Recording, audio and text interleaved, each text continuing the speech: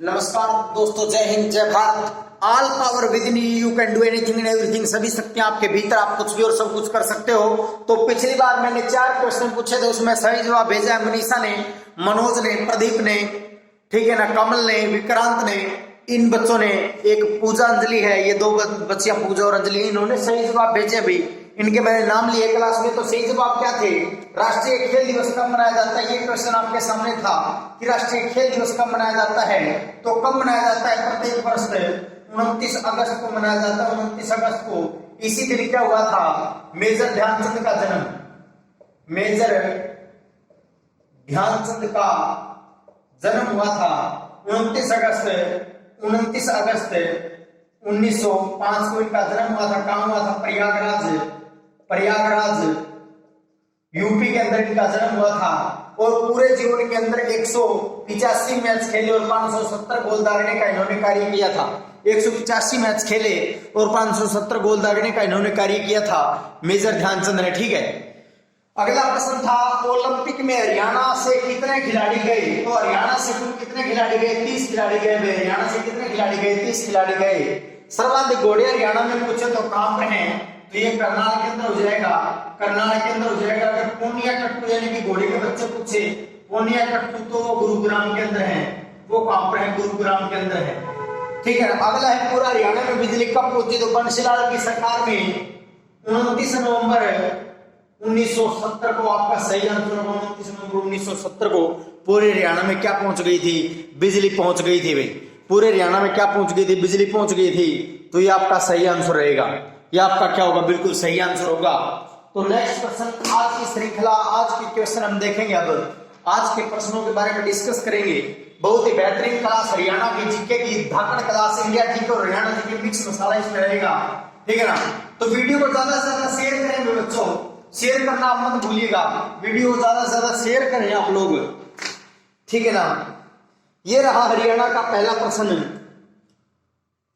आज की क्लास का पहला प्रश्न आपके सामने, श्री कृष्ण ने अर्जुन को गीता का उपदेश कहां दिया? तो पहला प्रश्न है, श्री कृष्ण ने अर्जुन को गीता का उपदेश है वो किस जगह पर दिया? कहां दिया था? कहां दिया? ये आपका पहला प्रश्न आज का पहला प्रश्न आपके सामने है। श्री कृष्ण ने अर्जुन को गीता का संदेश कहां पर दिया था? तो ये आपको बताना है। तो यहां कहां दिया था? ज्योतिषर सरोवर है, ज्योतिषर सरोवर के निकट दिया था। ज्योतिषर सरोवर है, ठीक है ना। ये कहां पड़ता है? कुरुक्षेत्र के अंदर पड़ता है। कुरुक्षेत्र के अंदर है, कुरुक्षेत्र के अंदर है। और बरगद के पेड़ के नीचे दिया था। बरगद के पेड़ के नीचे दिया था, ये भी आपको पता होना चाहिए। ज्योतिषर सरोवर कुरुक्षेत्र के अंदर है, ठीक है ना। कुरुक्षेत्र की राजधानी क्या थी? इंद्रप्रस्थी। प्राचीन काल की बात करें तो इंद्रप्रस्थी कुरुक्षेत्र की राजधानी इंद्रप्रस्थी, ठीक है। और कुरुक्षेत्र कुरु धर्म क्षेत्र से बना है। कुरु धर्म क्षेत्र से कुरुक्षेत्र बना है। 5वीं 6वीं शताब्दी ईस्वी पूर्व की बात करें तो इसकी राजधानी 16 महाजनपदों में से एक था और इंद्रप्रस्थ इसकी राजधानी हुआ करती थी। श्री कृष्ण ने कहा दिया? ज्योतिषर सरोवर कुरुक्षेत्र बरगद के पेड़ के नीचे, ठीक है। अगली बात, अगले प्रश्न पे डिस्कस करेंगे हम लोग। अब नेक्स्ट प्रश्न की ओर बढ़ते हैं दोस्तों। ये रहा आपके सामने नेक्स्ट प्रश्न। अगला प्रश्न कहता है कि नवग्रह कुंड के कारण हरियाणा की छोटी काशी किसे कहते हैं? प्रश्न है कि नवग्रह कुंड के कारण हरियाणा की छोटी काशी किसे कहते हैं? छोटी काशी किसे कहते हैं? किसे कहते हैं? तो बताएं जरा बस। कैथल को कहते हैं। कैथल को कहते हैं नवग्रह कुंड के कारण। कैथल को हरियाणा की क्या कहते हैं? छोटी काशी कहते हैं। नवग्रह कुंड के कारण हरियाणा की छोटी काशी किसे कहेंगे? कैथल को कहेंगे। नेक्स्ट प्रश्न की ओर बढ़ते हैं दोस्तों। अगला प्रश्न क्या कहता है कि पानप्रस्थ किसे कहते हैं? पानप्रस्थ प्राचीन काल में किसका नाम पानप्रस्थ था? पानप्रस्थ किसे कहते थे? किसे कहते थे? तो प्राचीन काल में पानप्रस्थ पाणिनि ऋषि के नाम पर जिसका नाम पड़ा, तो किसको? पानीपत को। किसको? पानीपत को क्या कहते थे? पानप्रस्थ कहते थे। एक प्रश्न मैं आपसे यहां से पूछना चाहूंगा कि आपको बताना सोनप्रस्थ किसे कहते थे? सोनप्रस्थ बताना है। सोनप्रस्थ किसे कहते थे? किसे कहते थे? सोनप्रस्थ बताना आपको, मैंने पानप्रस्थ बताया, पानप्रस्थ पानीपत को, आपको सोनप्रस्थ बताना है तो सोनप्रस्थ कौन हो जाएगा? तो सोनीपत को क्या किसे कहते थे? सोनीपत को। सोनीपत को आपका सोनप्रस्थ कहलाता था और पानप्रस्थ पानीपत था, सोनप्रस्थ सोनीपत था। ठीक है, नेक्स्ट प्रश्न की ओर बढ़ते हैं दोस्तों। आपके सामने ये रहा अगला प्रश्न। अगले प्रश्न की मैं बात करूं तो तराइन का प्रथम युद्ध, और तराइन का प्रथम युद्ध पूछा गया है। तराइन, तराइन का प्रथम युद्ध है वो कब हुआ था बताएं आप। बात है 1191 की। ठीक है, तराइन का फर्स्ट युद्ध हुआ। ठीक है ना, इसे त्रावड़ी भी कहते हैं, वर्तमान में त्रावड़ी कहते हैं। कहां पर है? करनाल के अंदर है, करनाल के अंदर है। तो 1191 के अंदर पृथ्वीराज तृतीय जिसे चौहान कहते थे वर्सेस मोहम्मद गोरी के मध्य हुआ। पृथ्वीराज चौहान की जीत हुई, गोरी की हार हुई। तराइन का सेकंड वार की मैं बात करूं, द्वितीय युद्ध, तो 1192 के अंदर हुआ। 1192 के अंदर हुआ, किसके मध्य? पृथ्वीराज वर्सेस गोरी। इसमें मोहम्मद गोरी जीत जाता है, पृथ्वीराज चौहान की क्या हो जाती है? हार हो जाती है भाई। पृथ्वीराज चौहान की इसमें हार हो जाती है और मोहम्मद गोरी इसमें जीत जाता है। ठीक है, मोहम्मद गोरी क्या होता है? इसमें विजय प्राप्त करता है, इसमें जीत लेता है। और कौन हारता है? पृथ्वीराज चौहान हारता है। ठीक है, अगर बात करें 1194 की, बात करें 1194 की, तो कौन सा युद्ध हुआ? चंदावर का युद्ध होता है, चंदावर का युद्ध होता है। ठीक है ना, किसके मध्य है? जयचंद व गोरी के मध्य, जयचंद व गोरी के मध्य होता है। ठीक है ना, जयचंद व गोरी के मध्य होता है। इसमें गोरी जीत जाता है, जयचंद हार जाता है। ठीक है, इस प्रकार युद्ध हुए थे और 1206 के अंदर गोरी की हत्या हो जाती है। 1206 ईस्वी में जब गोरी वापस गजनी जा रहा था तो उसकी हत्या हो जाती है। ठीक है ना, हत्या हो जाती है और कुतुबुद्दीन ऐबक को गद्दी पर बैठा दिया जाता है। इस प्रकार दिल्ली सल्तनत का क्या होता है? स्थापना होती है। दिल्ली सल्तनत के अगर प्रथम रूलर पूछे, प्रथम शासक पूछे तो कौन थे? कुतुबुद्दीन ऐबक थे। ठीक है, आगे बढ़ते हैं, नेक्स्ट प्रश्न की ओर बढ़ते हैं। आगे पूछा गया है पृथ्वीराज रासो किसने लिखी? हिंदी भाषा का प्रथम ग्रंथ भी इसे कह सकते हैं हम। हिंदी भाषा का प्रथम पुस्तक, प्रथम ग्रंथ भी कह सकते हैं हम इसे। ठीक है ना, क्या है? पूछा गया है कि पृथ्वीराज रासो किसने लिखी? एक प्रश्न मैं पूछ लेता हूं यहां से, आइन ए अकबरी किसने लिखी? ये भी आपको बताना है किसने लिखी। ठीक है, ये दोनों प्रश्न आपको बताने हैं। पृथ्वीराज चौहान की बात करें, पृथ्वीराज रासो के दरबार में एक चंद्रवरदाई नाम का कवि था। कौन था? चंद्रवरदाई नाम का एक कवि था। इसने क्या लिखी थी? पृथ्वीराज रासो की रचना की थी। और अबुल फजल अकबर के दरबार में था। अबुल फजल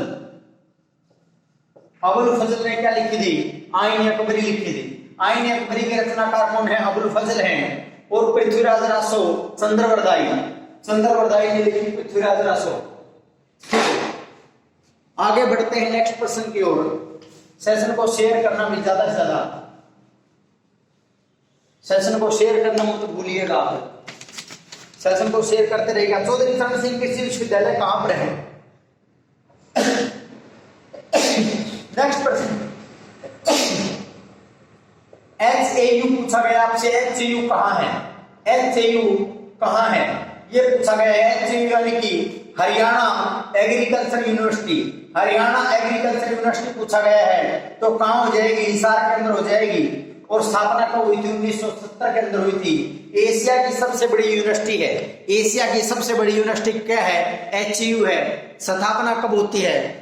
स्थापना होती है 1970 के अंदर और हिसार के अंदर है। ये भी आपको पता होना चाहिए। यहां से नेक्स्ट प्रश्न की ओर बढ़ते हैं। महर्षि दयानंद विश्वविद्यालय पूछा गया है। क्या पूछा गया है? महर्षि दयानंद विश्वविद्यालय, ये पूछा गया है। आपको ये बताना है यहां पर। उसके बाद में आपको बताना है कुरुक्षेत्र विश्वविद्यालय कुरुक्षेत्र, ये भी आपको बताना है यहां पर। और एक और मैं पूछ लेता हूं अपनी ओर से, चौधरी देवीलाल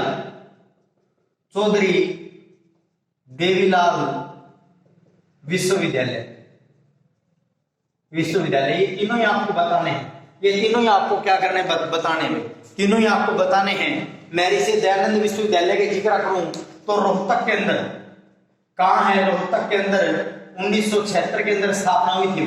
अगर बात करूं कुरुक्षेत्र विश्वविद्यालय की, तो यह कुरुक्षेत्र के अंदर ही है।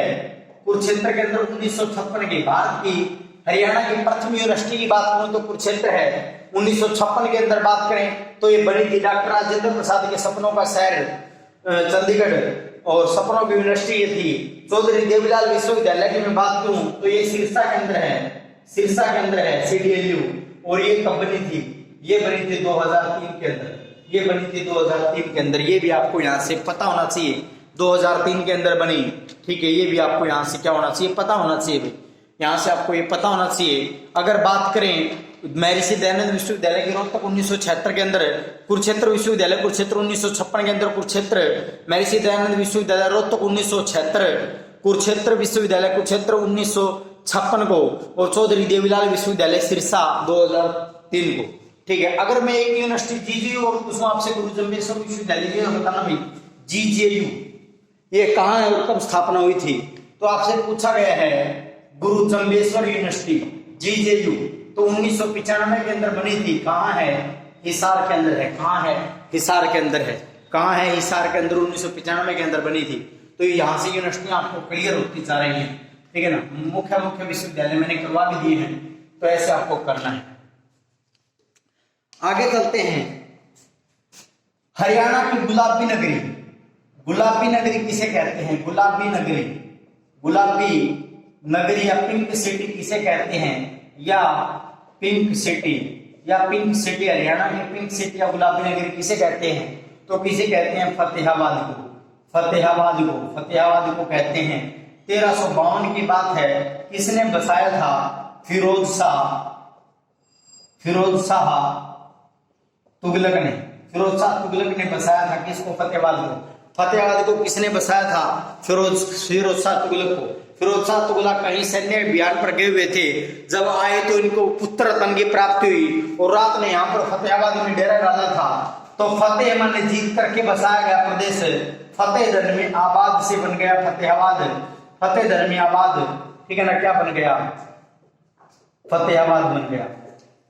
फतेह धर्मियाबाद से क्या बन गया? फतेहाबाद बन गया। जीत करके बसाया गया प्रदेश ही क्या है? फतेहाबाद है। जीत करके बसाया गया प्रदेश ही क्या है? फतेहाबाद है। नेक्स्ट प्रश्न की ओर हम बढ़ते हैं। नगरों में नहरों का निर्माता भी किसे कहते हैं? नगरों में नहरों का निर्माता अगर कहूं मैं, नगरों में नहरों का निर्माता किसे कहते हैं? तो किसे कहते हैं? फिरोज शाह तुगलक को ही कहते हैं। फिरोज शाह तुगलक को नगरों में नहरों का निर्माता भी कहते हैं। नगरों में नहरों का निर्माता भी किसे कहते हैं? तो फिरोज शाह तुगलक को कहते हैं। आगे देख सकते हैं दोस्तों, पढ़ा लिखा मूर्ख किस सम्राट को कहा जाता है? पढ़ा लिखा मूर्ख किस सम्राट को के लिए प्रसिद्ध है? ये क्योंकि ये कुछ ऐसे फैसले लेता है जो कि इसके फेवर में नहीं गए, जो उल्ट गए। तो मोहम्मद बिन तुगलक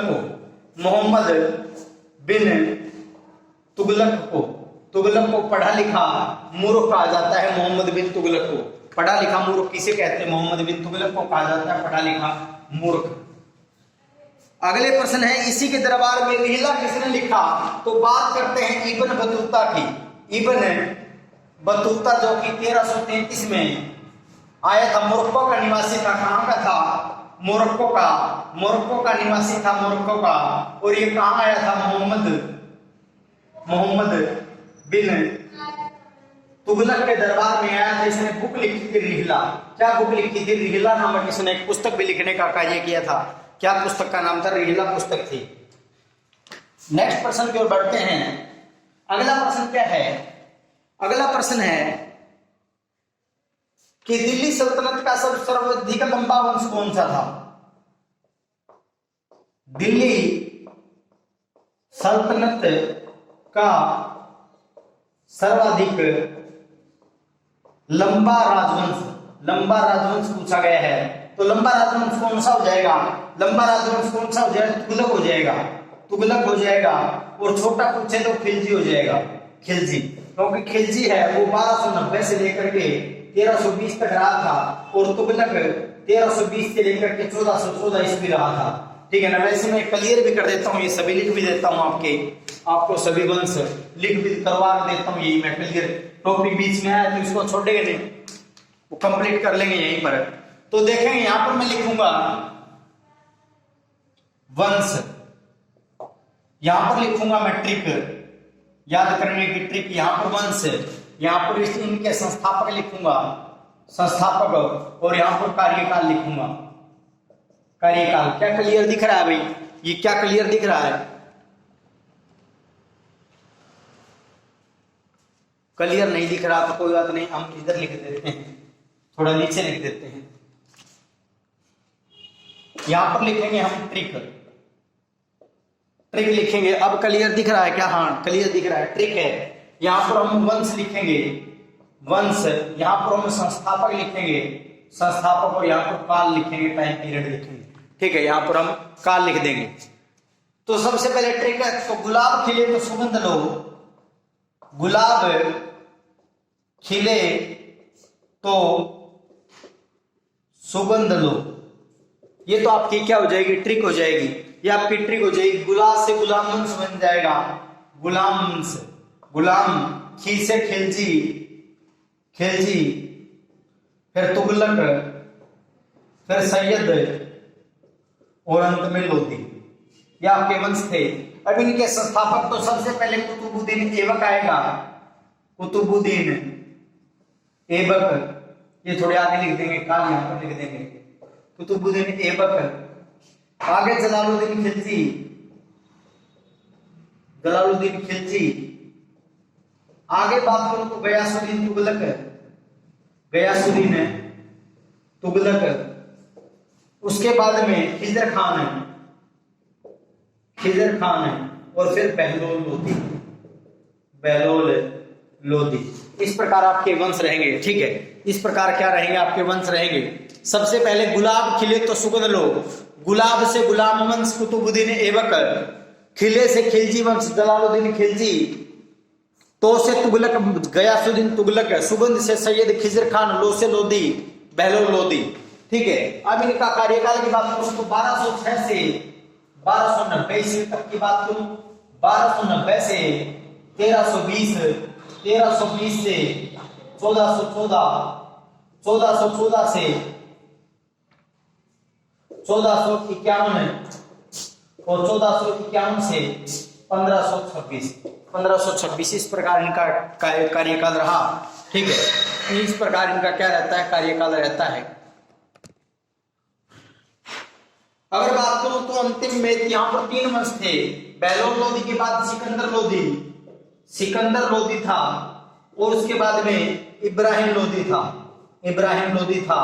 और 21 अप्रैल 1526 को पानीपत का प्रथम युद्ध होता है। इब्राहिम लोधी हार जाता है और बाबर जीत जाता है। बाबर क्या होता है? जीत जाता है। इस प्रकार किसकी स्थापना होती है? मुगल काल की स्थापना होती है। नेक्स्ट बढ़ेंगे हम, आप स्क्रीनशॉट ले सकते हैं इसका। आगे बढ़ेंगे, आगे बढ़ रहे हैं दोस्तों। आगरा किसने बसाया? आगरा के संस्थापक पूछा जा रहा है, तो कौन थे? आगरा की बात पूछी जा रही है। आगरा किसने बसाया? तो 1504 ईस्वी में सिकंदर शाह लोधी, सिकंदर शाह लोधी ने बसाया था आगरा। अगर पाटलिपुत्र आपसे पूछे तो पाटलिपुत्र तो ये उदयन ने बसाया था। मौर्य वंश, मौर्य काल में हुए उदयन राजा। पाटलिपुत्र किसने बसाया था? उदयन ने। अगर आपसे पूछे आगरा तो 1504 में सिकंदर शाह लोधी ने। अगला प्रश्न की ओर देखते हैं, नेक्स्ट प्रश्न की ओर बढ़ते हैं। अगला प्रश्न है हरियाणवी भाषा की पहली फिल्म, हरियाणवी भाषा की पहली फिल्म पूछी गई है तो कौन सी थी? चंद्रावल, चंद्रावल थी, चंद्रावल फिल्म थी। अगर पूछे हरियाणा की सर्वाधिक प्रसिद्ध पहली फिल्म, ठीक है ना, सबसे प्रसिद्ध फिल्म है, सुपर डुपर हिट रही जो फिल्म है, सबसे प्रसिद्ध फिल्म है, तो ये चंद्रावल रही थी। नहीं, प्रथम फिल्म धरती थी भाई, प्रथम फिल्म तो थी धरती, और प्रथम सफल फिल्म थी चंद्रावल। प्रथम सफल फिल्म कौन सी थी? चंद्रावल थी, चंद्रावल थी। तो ये इस प्रकार क्वेश्चन की लैंग्वेज में थोड़ा फर्क था। हरियाणा भाषा की पहली फिल्म धरती थी, हरियाणा की पहली सबसे चर्चित फिल्म पूछी जाई गई है तो चंद्रावल हो जाएगा आपका आंसर, ठीक है। नेक्स्ट प्रश्न की ओर बढ़ते हैं। अगर बात करें तो हरियाणा की रही, अगर बात करूं भारत की पहली फिल्म, तो भारत की पहली फिल्म, भारत की पहली फिल्म पूछा गया है, पहली फिल्म तो 1913 के अंदर आई थी, 1913 के अंदर आई थी राजा हरिश्चंद्र, राजा हरिश्चंद्र फिल्म आई थी, राजा हरिश्चंद्र, ठीक है। अगर मैं बात करूं हरियाणा की पहली फिल्म तो 1913 के अंदर राजा हरिश्चंद्र आई थी। अगर पहली अमूक फिल्म, ये तो अमूक थी यानी कि इसमें बोला नहीं गया था, सिर्फ दृश्य दृश्य। अमूक फिल्म कौन सी थी? आलम आरा, ये 1931 के अंदर आई थी, 1931 के अंदर आई थी आलम आरा, ठीक है ना। अमूक फिल्म थी पहली, अमूक फिल्म हरियाणा की, ठीक है ना। तो ये तो आज का सेशन था। अब मैं आज की क्लास से आपसे कोई प्रश्न पूछूंगा, आपको नेक्स्ट वीडियो में उसके जवाब देने हैं, ठीक है ना। फिर आपका मैं नाम भी उसमें क्लास में लेने का कोशिश करूंगा, तो ठीक है ना। तो मैं प्रश्न लिख रहा हूं आज, तो आपको बताना है दिल्ली सल्तनत का अंतिम शासक, दिल्ली सल्तनत का अंतिम शासक। एक प्रश्न ये है, दूसरा प्रश्न ये है जीजेयू की स्थापना कब हुई? जीजेयू की स्थापना कब हुई? दूसरा प्रश्न ये है। और एक प्रश्न आपके सामने ये रहा, हरियाणा की दो नेशनल अवार्डी फिल्म कौन सी है? अवार्डी फिल्म कौन सी है जिसे 2 नेशनल अवार्ड दिए गए हैं? वो फिल्म बतानी है आपको, ठीक है। तो ये 3 प्रश्न आपके सामने। एक प्रश्न और लिख देता हूं, ओलंपिक दिवस कब मनाया जाता है? ओलंपिक, आपने पिछली कक्षाएं देखी होगी तो इनका जवाब कर दोगे। एक प्रश्न है ऐसे, हरियाणा के 2 नेशनल अवार्डी फिल्म, ठीक है। 2 नेशनल अवार्ड जिसने जीते उस फिल्म का नाम बताना है। दिल्ली सल्तनत का अंतिम शासक आपको बताना है, कमेंट सेक्शन में लिखना है। जीजेयू की स्थापना कब हुई ये लिखना है। हरियाणा की 2 नेशनल अवार्ड फिल्म कौन सी ये लिखना है। ओलंपिक फिल्म की मैं बात करूं, ओलंपिक दिवस कब मनाया जाता तो ये आपको लिखना है। तो कमेंट सेक्शन में आपको उत्तर देने हैं। तब तक के लिए हंसते रहिए, मुस्कुराते रहिए। जय हिंद, जय भारत दोस्तों। प्रणाम, आदाब, सत श्री अकाल।